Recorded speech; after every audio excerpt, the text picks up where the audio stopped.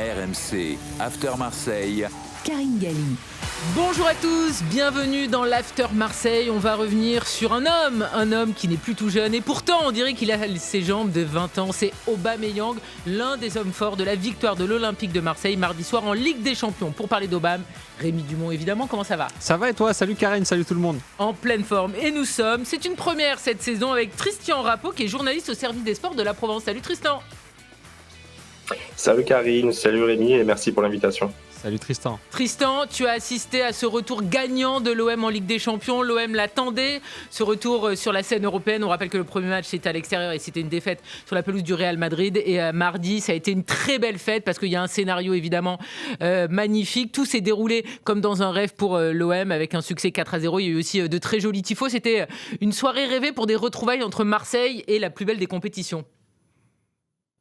Ah oui, c'est clair que les supporters marseillais n'ont pas pu rêver mieux que ce mardi soir au stade avec une ambiance vraiment mémorable, bien plus puissante que celle contre le PSG malgré le fait que ça reste un classico victorieux.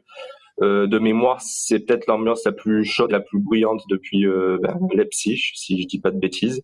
Et c'est vrai que tout était parfait. Hein. Ça faisait plus de 12 ans que l'OM n'avait pas fêté de victoire au Vélodrome en Ligue des Champions avec ses supporters. C'est fait, de quelle manière en plus ? Et Leipzig, c'était en Ligue Europa. On va parler d'un homme. Rémi voulait en parler parce que forcément, on ne pense qu'à lui depuis quelques semaines. On va parler d'Aubameyang, épisode 2, parce qu'Aubameyang, évidemment, il a deux vies à l'Olympique de Marseille. Une première saison, c'était lors de la saison 2023-2024 avec des statistiques exceptionnelles. 30 buts, 11 passes décisives et 51 matchs. Et puis Aubameyang, épisode 2, c'est cette année. Il est revenu. C'était une surprise. Il a 36 ans et pourtant, c'est peut-être le meilleur joueur de l'OM, ou en tout cas le joueur le plus important devant. Il a été marquant lors de son entrée en jeu face à Strasbourg parce qu'il a marqué des points par rapport à Gouiri et parce qu'il a marqué. Et il a évidemment été l'un des hommes du match de mardi. Alors, il y a plusieurs hommes du match, mais en tout cas, lui, il en fait partie. Il est buteur et avant d'être aussi buteur, il avait offert 2 passes décisives dans cette rencontre. C'est ça, ouais. Doublé de passes décisives et un but, le dernier, il me semble, pour la victoire 4-0 de Marseille. Honnêtement, c'est pas forcément le joueur qu'on attendait en ce début de saison parce qu'il arrive avec un statut spécial. Il était déjà passé par Marseille, il revient d'Arabie Saoudite, il arrive avec le statut plus ou moins de joueur de complément vu son âge et son expérience, le rôle de grand frère, mais en fait c'est le rôle tout simplement de meneur, hein, le fer de lance de l'attaque de Marseille parce que c'est lui qui marque des buts, c'est lui que tout le monde vraiment, j'ai l'impression, applaudit quand il rentre en jeu. Je me souviens sur les matchs de pré-saison, son premier match notamment face à Séville, il avait été mais applaudi par tout le stade avec son numéro 97. Il faut dire que c'est assez courageux de sa part, hein, parce que mine de rien, il avait laissé une très belle image de lui lors de son premier passage à l'OM. Hein. C'était le meilleur buteur du club. Il était devenu meilleur buteur sur l'Europa League aussi. Donc sur la saison, revenir comme ça à Marseille avec la pression que ça comprend et après un premier passage réussi, il fait ce que quelque part Didier Drogba n'a pas fait. Il revient, il remet entre guillemets son titre en jeu et il le fait de très belle manière parce que pour l'instant ça marche, hein. 7 matchs avec l'OM, 4 buts et 3 passes décisives en ce début de saison, c'est franchement des stats impressionnantes vu son âge et vu son statut de base, mais quand on connaît ses qualités finalement c'est pas si étonnant que ça. Tristan, quel regard tu portes sur Aubameyang ? Il y a 2 matchs qui sont importants parce que celui de Strasbourg, c'était donc en championnat, mais il y a un scénario. Marseille renverse Strasbourg, gagne 2-1. Il y a Gouiri qui est titulaire et qui rate des énormes occasions. Aubameyang, lui, il entre en jeu et il marque. Finalement, mardi soir, il est choisi comme titulaire. On rappelle d'ailleurs que c'est peut-être aussi un signe. De Zerbi, il l'a titularisé lors des 2 rencontres de Ligue des Champions. Il a joué à chaque fois l'intégralité des matchs, alors qu'en Ligue 1, il a moins de temps de jeu et il a été l'un des hommes du match de mardi. Donc, est-ce que pour toi, Aubameyang, tout simplement, c'est l'homme fort, au moins de devant, du secteur des attaquants ? Ouais, alors juste pour rebondir sur ce que Rémi a dit, c'est vrai que c'est quand même la coqueluche du public. Mardi, à l'annonce des équipes, ça a été le nom le plus scandé, et loin devant Greenwood, qui est le joueur qui était le plus aimé l'année passée. Est-ce que c'est l'attaquant le plus important de l'OM ? Je pense pas, parce que Greenwood quand même reste ce joueur qui est capable à la fois de faire jouer et de marquer, mais en tout cas c'est pas un vrai buteur, Greenwood. La qualité qui manquait beaucoup au jeu de l'OM l'année passée, ses courses en profondeur et aussi cette capacité à jouer en pivot, comme il se révèle là sur le premier but de Pexao où il a en une touche, il arrive à le lancer en profondeur. c'est un joueur aussi qui est fédérateur dans le vestiaire. Pas forcément un gueulard, mais quelqu'un qui est décrit comme hyper souriant et qui arrive avec son énergie positive à faire passer des messages de temps en temps. Et c'est peut-être pour ça aussi qu'on l'a vu avec le brassard en l'absence de Ribière et Balerdi contre l'Ajax. Tu as raison de le rappeler, effectivement, mardi soir, il avait ce brassard de capitaine. Pour toi, Greenwood est devant Aubameyang. C'est vrai que Greenwood, moi, je le mettais pas dans le rôle des attaquants purs, parce que c'est pas un attaquant pur, même si l'an dernier, c'est le meilleur buteur de l'Olympique de Marseille. C'est un créateur, déstabilisateur, plus qu'un attaquant, entre guillemets. Donc nous, c'était vraiment sur le secteur, on va dire, des neufs ou même si Greenwood a parfois dépanné au poste de numéro 9, mais voilà, au niveau des neufs, là, il y a... pas une bataille, mais en tout cas, il y a une question qui se pose. C'est finalement, qui est le numéro 1 entre Aubameyang et Gouiri ? Qui est le numéro 1 ? Alors, peut-être que j'ai été totalement manipulé par Roberto De Zerbi, mais je pense vraiment qu'il n'y en a pas, en fait, et que ça va beaucoup tourner. Gouiri, on a envie pas de les critiquer, mais de relever ses gros ratés et son inefficacité depuis le début de saison, parce que c'est vrai, factuellement, il a encore jamais marqué. Il n'avait pas beaucoup loupé jusqu'à Strasbourg. À Strasbourg, c'est vrai que il vendange, mais il est bon dans le jeu et il a son importance dans des rencontres où, comme le PSG, où il faut juste essayer de conserver le ballon les rares fois où l'OM est là. Donc ça va dépendre vraiment des oppositions et par exemple, à Metz, samedi, une équipe qui risque de redéfendre près de son but. J'imagine pas encore avec l'enchaînement des matchs Aubameyang démarrer. Ce sera Gouiri, là, cette fois, l'attaquant numéro 1 de l'OM. Mais Aubameyang, comme à Strasbourg, pour rentrer en fin de match, clinique devant le but et récolter les fruits aussi du travail de Gouiri. Quelle lecture tu as, Rémi ? Parce que Gouiri, il était titulaire lors du gros match en Ligue 1. C'était le choc Marseille-PSG. On rappelle qu'Aubameyang était entré en cours de match. Face à Strasbourg, il était à nouveau titulaire, Gouiri. Et finalement, c'est vrai qu'il y a 2 matchs totalement différents, même si c'est difficile. Mais voilà, Gouiri, il devait être heureux de la victoire, heureux de voir que son équipe avait renversé Strasbourg. Mais à titre personnel, il n'a pas réussi son match. Alors que Aubameyang, là, pour le coup, on a l'impression que c'est un jeune gamin. Il a même dit d'ailleurs après le match de Ligue des Champions, il fait pas son âge. Non, il fait pas son âge. Après, pour revenir à Amine Gouiri, il faut pas oublier qu'il joue aussi de malchance. Je pense notamment à sa barre transversale contre Paris, où il a l'occasion peut-être de marquer. Et voilà, c'est ce qui prouve qu'il est quelque part pas en confiance, en tout cas pas en manque de réussite, puisqu'il n'a pas marqué encore cette saison sur les 6 matchs qu'il a pu disputer. Faut aussi se rappeler que contre Lorient, il est victime d'un coup qui le fait sortir du terrain et peut-être forcément un petit peu pas de sa saison, mais voilà, qui le coupe un peu dans son élan. Moi, j'ai plus l'impression, et paradoxalement, que Gouiri joue plus avec la pression parce que c'est lui qui porte le numéro 9, c'est lui qui est censé être le titulaire. Et forcément, Aubameyang, lui, joue avec beaucoup moins de pression parce que, entre guillemets, ça peut être du kiff son retour à l'OM. C'est pas le joueur qu'on attend en fait en termes de statistiques. Et finalement, c'est lui qui répond présent. Et mine de rien, ça rajoute encore un peu de pression, un peu plus de pression sur Gouiri, qui n'a toujours pas marqué et qui est l'attaquant numéro 9 de l'OM. Donc voilà, quelque part, on a tout simplement, je pense, un joueur relâché, décontracté et en confiance qui est Aubameyang face à un joueur justement sous pression et pas en confiance qui est Amine Gouiri. Tristan, justement, est-ce que tu peux nous parler un petit peu de ces 2 joueurs ? Parce que Rémi l'a rappelé, Aubameyang est revenu à l'OM, c'était quand même une surprise. Il avait fait une saison qui était déjà très bonne, ça pouvait être impressionnant. On se disait, voilà, tu as fait une année, merci, parce que cette année, elle a été très bonne. Et puis finalement, il revient avec un petit peu plus d'âge, forcément. Ouais. Et pour l'instant, on a l'impression que ce costume lui convient. Aubameyang qui a été interrogé après ce large succès de l'Olympique de Marseille chez nos confrères de Canal+. Regardez ce qu'il a décrit. Je suis quelqu'un qui bosse dur, comme je l'ai dit à mon arrivée. Je me sens en forme. Je suis à la disposition de l'entraîneur.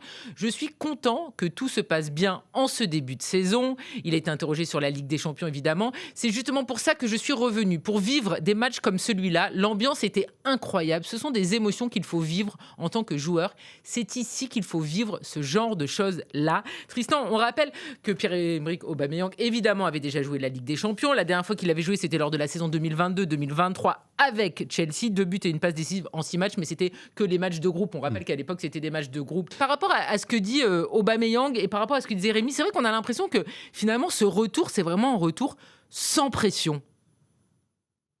Ah oui, c'est 100% kiff de sa part. Déjà, en privé, même il l'a dit devant les micros, que c'est le choix du cœur. Il a rien à prouver, plus rien à prouver, encore plus à l'OM où il a, avec une équipe hyper moyenne, il y a 2 ans, il a fait des miracles et a failli même les amener en finale de Coupe d'Europe. en Ligue Europa. Et là, il se sent libéré. Je pense qu'il a le plaisir aussi de pouvoir jouer avec des joueurs de qualité, voilà, être servi par des garçons comme Greenwood, sans doute Pexao, parce que bon, il met une belle passe décisive contre l'Ajax, ça doit le régaler. Et c'est quelqu'un qui a le sourire, qui est heureux d'être là et sans pression. Et c'est vrai que ça tranche avec son principal concurrent en pointe qui lui a besoin de beaucoup d'affection et qui peut-être sent la concurrence peser sur ses épaules. Qui est le grand gagnant finalement de ce mariage épisode 2 ? Marseille, Aubameyang, les deux ? Alors, moi, je te dirais les deux parce que comment Marseille récupère un joueur expérimenté et performant là en ce début de saison. Et puis Pierre-Emerick Aubameyang, lui, retrouve une équipe européenne avec des ambitions, avec la Ligue des Champions et puis surtout avec une ambiance incroyable. La preuve, c'est ce qu'il vient de dire dans sa déclaration au confrère de Canal+.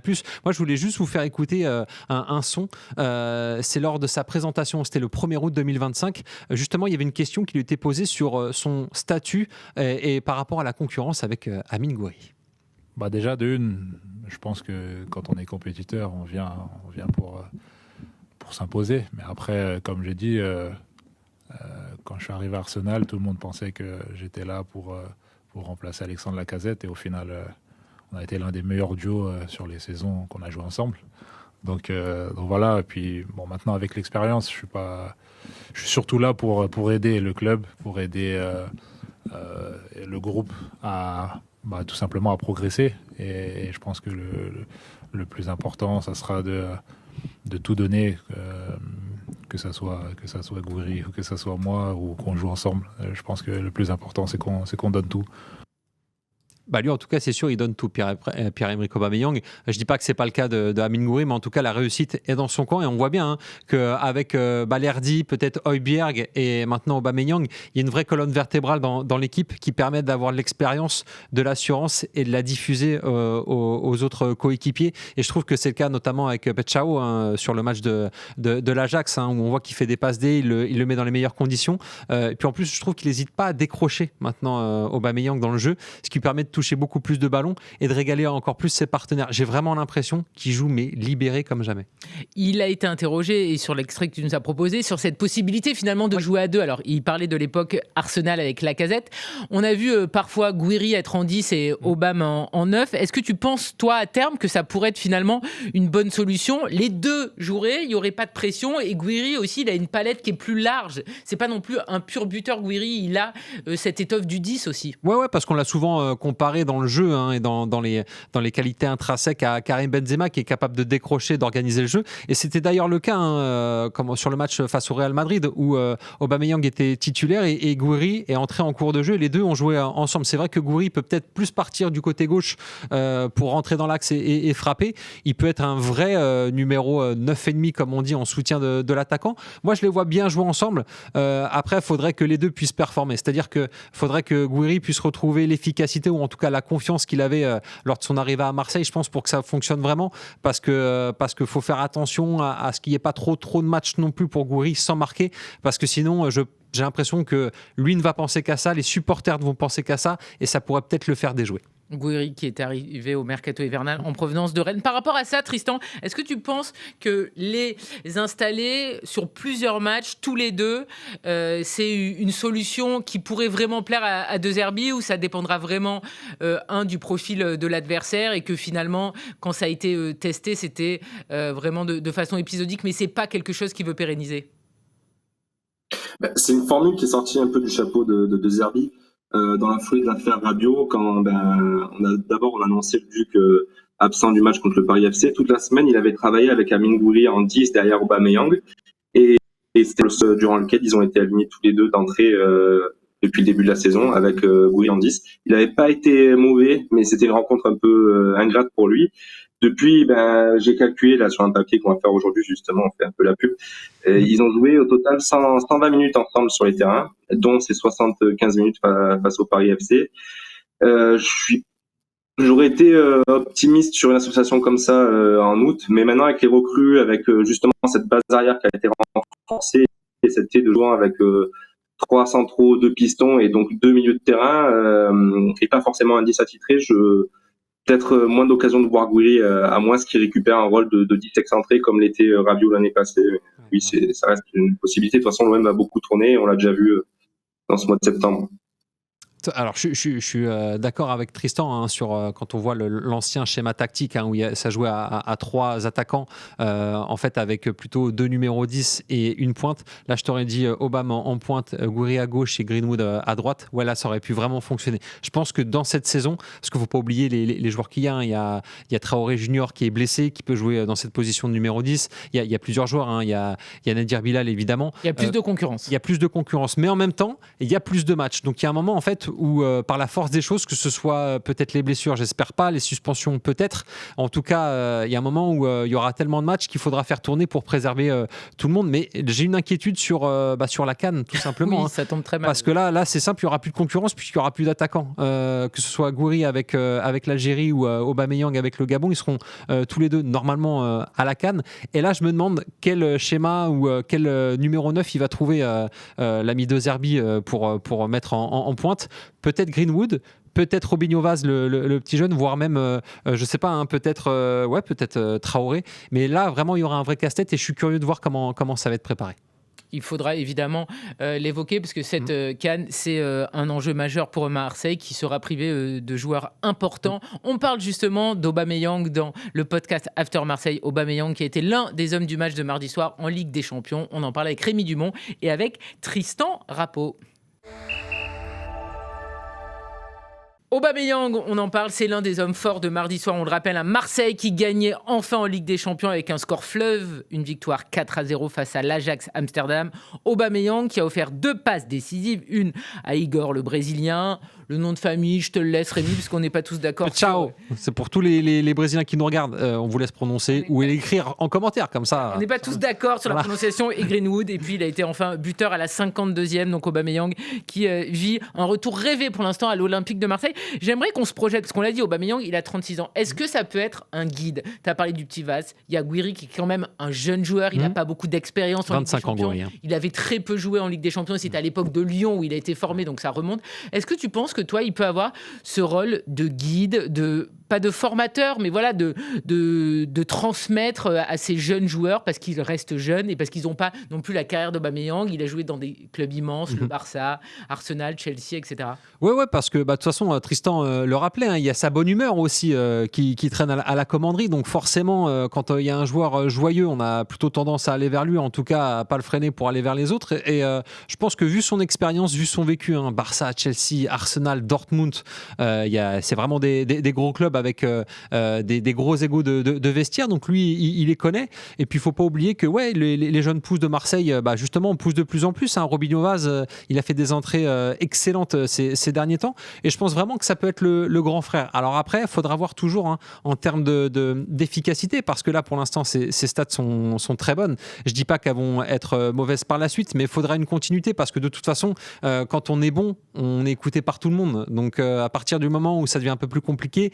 c'est là où peut y avoir des tensions. Mais pour Aubameyang, du point de vue du comportement, il n'y aura pas de souci, je pense. D'une, parce que il a l'expérience, et de deux, il ne faut pas oublier qu'il est capitaine du Gabon et qu'il a porté le brassard là régulièrement avec Marseille en ce début de saison. Donc forcément, c'est quelqu'un qu'on écoute. Tristan, est-ce qu'il a le caractère d'un guide ? Parce que tu peux être très expérimenté, mais pas avoir forcément cette appétence pour la transmission, pour veiller sur les autres, pour donner des conseils. Et c'est vrai qu'Aubameyang, il a une carrière qui est très large. Il a été titulaire, il a été mis à la cave, il a été raillé, il a eu des périodes très dures, puis il est remonté. Voilà, c'est un peu un phénix même. Tu le parlais avec le Gabon, ça a été... Et c'est le joueur le plus connu du Gabon. Il a arrêté la sélection, il est revenu. Des moments forts, des moments de tension. Donc voilà, tout ce que peut vivre un footballeur, il l'a connu. Donc ce que vit aujourd'hui Gouiri, même s'il n'y a rien de grave, ou ce que vit un petit jeune quand il découvre le plus haut niveau avec l'Olympique de Marseille, tout ça, il sait ce que c'est. Il est passé par là. Ah oui, à ce propos, juste avant le match à Madrid, on a interrogé Ghislain Printemps, qui est l'ancien adjoint de Jean-Louis Gasset lorsqu'il est passé à l'OM, et qui a vu Aubameyang œuvrer en Provence avec un effectif plutôt moyen mais aussi jeune, Et il parlait d'un joueur qui n'a pas forcément le tempérament d'un leader, d'un cadre qui va forcément prendre la parole et remobiliser tout le monde, mais plutôt l'équipier sympa, qui a le sourire et qui, quand il doit passer des messages, le fait toujours avec le sourire pour essayer de dédramatiser et de prendre ses coéquipiers sous son aile. On sait que quelqu'un comme Amin Harit était très proche de lui. On sent sur les images qu'on voit aussi que Robinho Vaz est souvent pas loin de lui et peut bénéficier de ses conseils, parce qu'on parle de Gouiri, mais Vaz est très estimé par Roberto De Zerbi. Ça risque d'être lui le numéro 9 de l'OM pendant ces quelques semaines de CAN en pointe, et c'est aussi un joueur qui, si on grossit un peu le trait, qui a un peu le même profil qu'Aubameyang, quoi, un joueur de rupture, de profondeur, et qui peut s'inspirer un peu de son travail et de sa bonne humeur. Merci pour ces infos, Tristan. Dernière question avant qu'on se quitte, parce qu'il y avait débat. C'est pas un débat très grave, ne vous inquiétez pas. Qui est, selon vous, l'homme du match de mardi soir? Parce qu'il y en a plusieurs, forcément. À Marseille qui a gagné 4-0 avec ce score large, avec notamment une première mi-temps largement dominée où il y avait 3-0. Pour toi, c'est qui l'homme du match? Pour moi, je te dirais Aubameyang, parce que je trouve que dans le jeu, donc il fait doublé de passes décisives et il marque un but, mais dans le jeu, je trouve dans son placement, dans justement sa façon de faire les passes, de jouer avec les autres, de décrocher, je trouve qu'il a été vraiment excellent. Après, toi, je sais que c'est pas ton homme du match parce qu'on en parlait par texto. Ah bon? Bah oui. mais non, je trouve qu'il a été excellent. Et puis voilà, toujours remettre dans le contexte. Premier match à domicile, grosse ambiance. Lui, le numéro 9 titulaire. Je trouve qu'il a fait un super match. Il a fait un match plein. Et ce qui est aussi plaisant finalement dans le scénario de sa rencontre à lui, c'est que finalement, il a été distributeur, il a été un élément moteur de cette prestation. Et puis finalement, il a la cerise sur le gâteau avec ce but qui arrive à la 52e minute. Donc c'est assez plaisant de revoir cette prestation pleine d'Aubameyang. Pour toi, quel est ton homme du match, Tristan? Tu n'es pas obligé de dire Aubame. Tu es libre. Ah oui. Bon, alors, si je peux parler sans la contrainte. Alors, nous, à la Provence, on a mis la meilleure note à Pexao, on lui a mis un 9. Aussi, pour féliciter son doublé et sa passe décisive, et vis-à-vis aussi de la petite période un peu compliquée d'adaptation qu'il traversait. Et si je devais parler de mon joueur du match du cœur, ce serait Arthur Vermeuren qui a été la grosse surprise à l'annonce des compos d'équipe, de le voir au milieu de terrain. Et finalement, ça a été le patron de cette équipe. Il a donné le tempo à la récupération. Il a été énorme. Il a impliqué sur 2 buts, le deuxième et le quatrième avec une remontée de balle. Voilà. Bon, pour casser un peu les coches, je dirais Vermeuren. Il y en a pour tous les goûts. S'il y a plusieurs hommes du match, c'est toujours plutôt un signe Karim, positif. C'est qui ton homme du match? Je sais pas trop. Parce que je serais peut-être parti également sur le Brésilien, mais est-ce que j'ai pas aussi la tendance de me dire, effectivement, il avait été en difficulté jusqu'à présent. Son match face à Strasbourg, il était encore vraiment neutre, voire décevant. Et donc là, il est au rendez-vous de la plus belle des compétitions. Donc, est-ce que dans ce cas-là, vu qu'on était déçu avant, on n'est pas un peu trop satisfait après? Voilà. Mais c'est vrai que je serais peut-être allé quand même sur le Brésilien. D'accord. Non, mais juste à signaler que son match, je trouve, contre Lorient, quand il a joué, je trouvais très bon parce qu'il ne forçait pas les choses. S'il voyait que c'était bloqué, il n'allait pas dribbler pour dribbler et il n'hésitait pas à revenir en arrière ou à faire jouer les autres. Et ça, je trouve que c'est une marque de très grands joueurs. Merci beaucoup Rémi Dumont d'avoir été avec nous. Merci à notre invité Tristan Rappeau qui est journaliste au service des sports de la Provence. Si vous aimez notre podcast, vous pouvez vous abonner sur les différentes plateformes pour ne pas rater les prochains épisodes. Et puis n'oubliez pas de donner une note et de mettre un commentaire. Salut à tous, c'était l'After Marseille. RMC After Marseille.